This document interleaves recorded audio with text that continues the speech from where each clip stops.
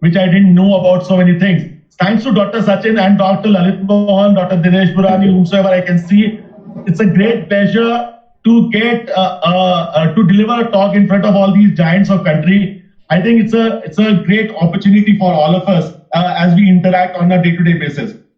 So how we treat. So I'm going to start.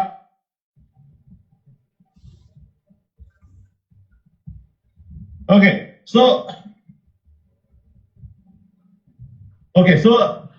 how I treat to how we treat, because we are a big department of 14 people. So I has been replaced by V, and that's where we are going to discuss about the crux. I can tell you in one go that the only two regimes which works out in DLBCL is RCHOP and DA-EPOCH-R.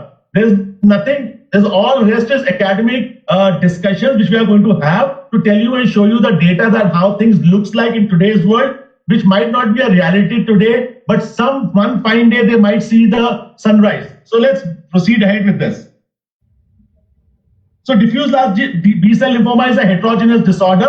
When I started my training, I thought DLBCL is the most easiest thing to look at. When we looked at the retrospective data of our own departments at various places, it showed us 50, 55, 60%, not more than that, whatever we try to stretch around. So it's a heterogeneous disorder, and the most common lymphomas as presentation in US as well as in India from various quarters, from either from Tata Memorial, whether from Rajiv Gandhi or whether from down south. The lymphoma looks and occupies a 34 to 40% of a space in any of the big centers which deals with lymphoma on a day-to-day basis. This is basically an essential workup. Just remember, hepatitis B core antigen needs to be done every time because rituximab can actually activate that. So we need to remember that as the moment of time.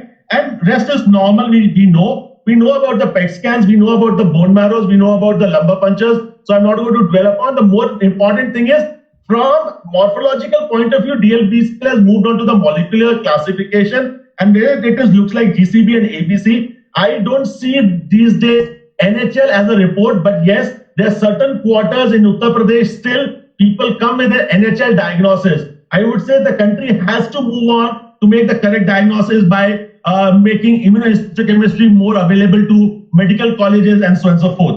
And this is where the terminology of a MYC translocation comes in: double hit, triple hit, and double expressors, which we all need to know. Even we though are not doing fish at many places for MYC, BCL2 and BCL6, which we'll discuss which patient subset we need to do. If money is there, do it in all. If it is not, then where we are going to do BCL2, BCL6 and MYC2 we are going to discuss. MYC is bad, very bad. BCL2 is slightly bad, slightly better than MYC, but both are bad either way around. And if you have a double expressor where the cutoff limits for MYC and BCL2 has been well established, even if you have double expressor, you don't have the money to confirm it by the fish, still they are bad. So they're still bad from a de novo DLBCL. And this is how the new classification looks like: large B-cell lymphoma into high-grade B-cell lymphoma, double hit or triple hit, DLBCL otherwise specified, ABC and a GCB type, and a primary mediastinal B-cell lymphoma. Now the ABC and GCB is going to 2021. They are going to see more of these sub-classification, new genetic classes, because EZB mutation, we are getting the drugs going to be approved in next year, 2021, in the first quarter. Probably another new drug which might come for follicular lymphoma and a DLBCL. So you see how, from a morphological point of view, to a cell of origin, and from cell of origin going down to the last level of genetic-based classification, which is gaining stream in today's world. Cure rates, we know 60%, refractory 10 to 15%, relapse in 20 to 30%. We know the ABC type. If you talk about just the ABC type, the 40% 3-year progression-free survival compared to 75% of a GCB survival. MYC found in 5 to 10% of DLBCL. Double-hit lymphoma tends to have clinically aggressive course, less than 12 months. And if both are, IHC is more common, occurring in 20 to 30% of DLBCL, but only 10 to 15% of these double expressors will have a fish confirmation. This too confirms the adverse prognosis with a 5-year survival of 30 to 40% with RCHOP. The idea is we can choose upfront what to do. And in 2020 April, PET scan with tumor metabolic total volume has come one of the prognostic signification for predicting the responses in DLBCL. So both It is gaining steam. What we need to pick up, how we need to pick up, so that we can thrash out between good risk markers and a bad risk marker patients, and can do something more worthwhile, which is just not psychological, but also translates into clinical outcomes as well. So DLBCL simple algorithm, R-CHOP into 3, PET scan negative, R-CHOP 1, PET scan positive, radiotherapy. This has been proven by another trial which has just published in Blood Journal. And advanced stage, 6 scan, 8 cycles have been proven. There is no benefit of 8 cycles. Classical DLBCL, 4 cycles of PET, 4 cycles of R-CHOP, followed by PET, followed by 2 R-CHOP more. Positive predictive value of interim PET is variable with insufficient evidence at present to change standard treatment based on the result of interim PET scan alone. At the end of treatment, PET scan is strongly recommended after 6 to 8 weeks. So let's see, is adding more or doing more, do we achieve something? So 2013 to 2019, many people have tried CHOP-R, CHOP-14, CHOP, ACVB, DA-EPOCH-R, Auto-Upfront, R-Mega-CHOP from Germany, but you see, there is no overall survival benefit. You don't want a progression-free survival alone. What you require in DLBCL is an overall survival. So is it better? And that's what I told you. The only 2 crux out of this will come as is R-CHOP or DA-EPOCH-R. So in today's world, you will contest this. Nothing has worked better than R-CHOP in these subset. But the biggest problem when we see the trial is a very heterogeneous disorder. The kind of a tumor volume today we saw was 1,000. And where it was published in Blood as more than 220 centimeter cube as a poor prognostic marker. We have got 2 patients, one sitting at 800, one sitting at 1,000. And PL Kapoor, Dr. Dharma is co-jointly treating that patient. 1,000, a huge leg mass. The volume is so big. So how do you treat those people? And these trial might not give you an individual benefit out of that. So can we do something? Can we add? Okay, now we know there's a GCB and ABC. Let's have their fancy thing. Can we do something? Let's add bortezomib. No benefit. Can we add ibrutinib? No benefit. Can we add lenalidomide? Probably yes. R2-CHOP? Probably yes. But other than that, no. So various trials, various protocols has failed to show the superiority of any combination in ABC type of DLBCL. Whether it be bortezomib, it came with a bang and it went away in a similar fashion as well. Maintenance trial seems very provocative. Can we do something like a follicular lymphoma? Can we do? So the only thing which has come well is lenalidomide, published in 2017, which shows 25 milligram for 2 years, and it shows the median progression-free survival was not reached with a confidence interval of 0.78, which shows that sometimes this trial, remark trial, has shown the lenalidomide trend towards prolongation of PFS in GCB positive BCL, but no significant effect on PFS in ABC positive or unclassified disease. So ABC remain an enigma when we know only 30 to 40% people are going to respond, and this subset is not going to do well as such. So the thing is, in a de novo DLBCL, which is GCB, or can we do something more? The answer to that is probably no. In elderly age group, R-CHOP followed by lenalidomide can be tried. It has done very well for this trial. So lenalidomide maintenance might get its foothold into an elderly subgroup. So how do we treat double-hit lymphoma? Barron and colleagues showed 14% of 303 patients, 2-year survival, 35%. British Columbia, R-CHOP survival, 33 months. FISH testing restricted to the testing to those lymphomas where, this is very, very important for all of us, in a MYC, where we need to do FISH testing for MYC in all the GCB subtypes by immunohistochemistry. It's amazing that you don't get a double-hit lymphoma in ABC type. So ABC was a subset differently. In a GCB itself, 15% patient will be double-hit lymphomas. High proliferative lymphomas measured by Ki-67, which is more than 90%. That expresses the MYC protein by immunohistochemistry. These are the subsets to do every time you have to do a MYC testing by FISH into these subsets. Because if you pick up a MYC, whatever you do, things are not going to look good. So British Columbia, 10% CNS relapses. So you have to have an initial LP and if possible flow followed by CNS prophylaxis. So we came up with different ideas. So we have got two, three therapies which are there with us. What do we have? R-CHOP, we showed poor.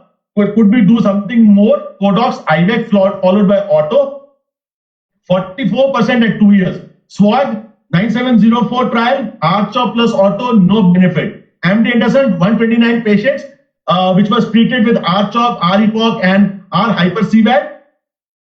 The only thing which stand out was R-EPOCH, which was 67% event-free survival at 2 years.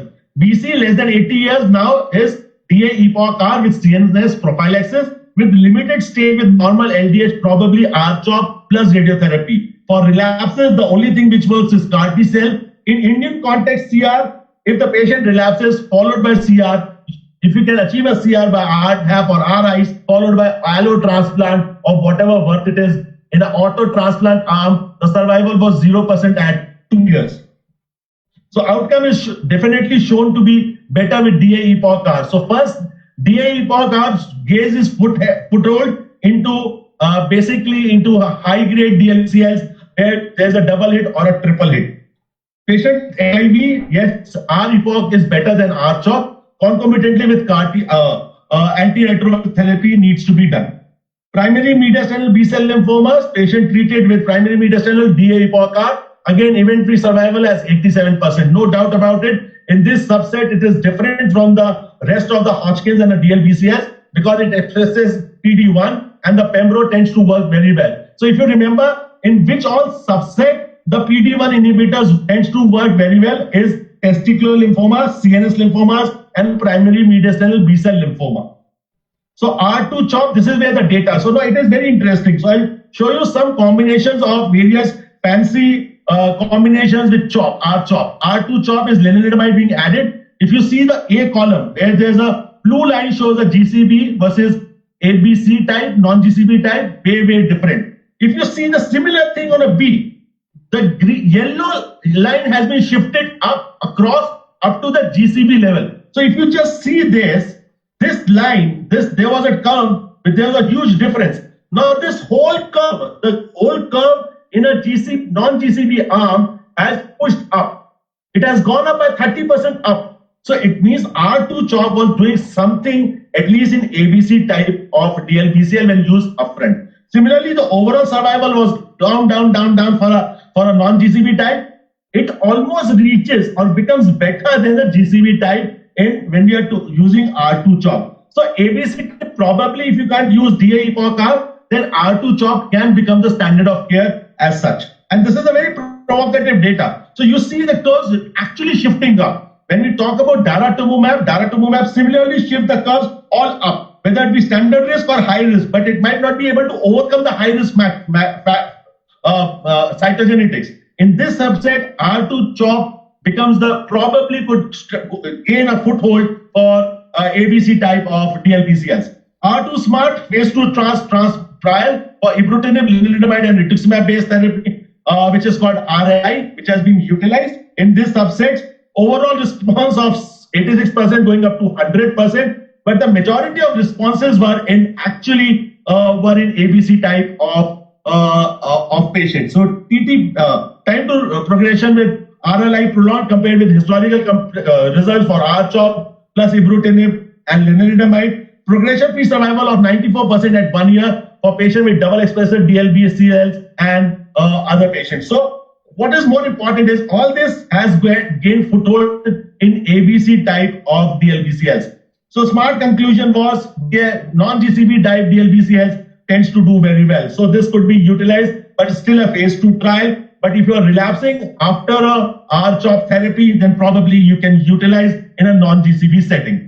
Phase 3 trial of ibrutinib plus R-CHOP in a R-CHOP versus patient with non-germinal center B cell. So it actually showed, investigator concluded that risk outweighs benefit and adding to R-CHOP did not lead to any other benefits. So it was withheld and ibrutinib plus R-CHOP has not able to gain footholds. So DLBCL in elderly, consideration of RG-CVP or RCOMP14 or liposomal doxorubicin to be utilized.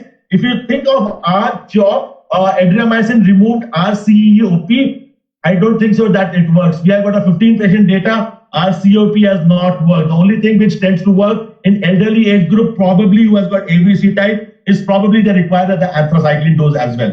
How to tackle the relapses? Polatuzumab is soon going to be available. 2 patient data, both had got partial responses at this present moment of time, all on a compassionate to base access. Heavily pre-treated, 3 lines refractory. This is what the 40% PV plus BR has been able to achieve a CR of 40%. So we have got partial responses at this present moment of time. This is a new drug, tafasitamab, which is coming up, ELMINT trial, which shows that it can be utilized in a prior regimes and responding to the good ones.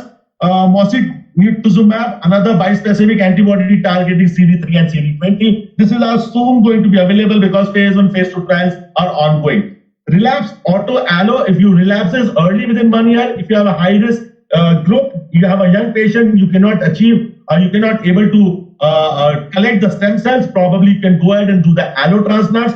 We have done a couple of allo transplants, but we have still not analyzed that. But people who tend to relapse within 1 year so early, general feeling is auto does not do well. But what is more important is try to take the patient into a transplant when you achieve a CR. That's a mandatory thing. So people who achieve a CR and then transplanted, they tend to do very well. This is the highlighting point of venetoclax. Yes, sir. So just a last slide. So G plus R CHOP, Goya trial has not shown Gazyva tends to do very well, but venetoclax, on the basis of venetoclax, might reach to the moon. And this is going to be a very interesting thing because BCL2 is gaining foothold in every place. Whether you talk about T-cell ALL, you talk about multiple myeloma, 11-14, you talk about lymphomas, BCL2 has got a huge role to play, and of course AML, where amazing results have been found to be with azacitidine and venetoclax. So take home message, R-CHOP remains the standard of care, and wherever you can't find a reason to give DA-EPOCH-R, lenalidomide maintenance in elderly TCB type, double hit lymphomas, DA-EPOCH-R, primary mediastinal B-cell lymphoma, DA-EPOCH-R, PET scan, total metabolic tumor volume might be a way to go ahead. ABC type, what we are doing at this moment of time and collecting data is DA-EPOCH-R in a bulky disease. Otherwise, R-CHOP remains the standard. I have not still covered the CNS therapies because it was just going extended thing. But then certain times we can have a separate lecture for CNS therapies as well. Just prophylaxis and treatment of DLBCLs who has a secondary progression to CNS.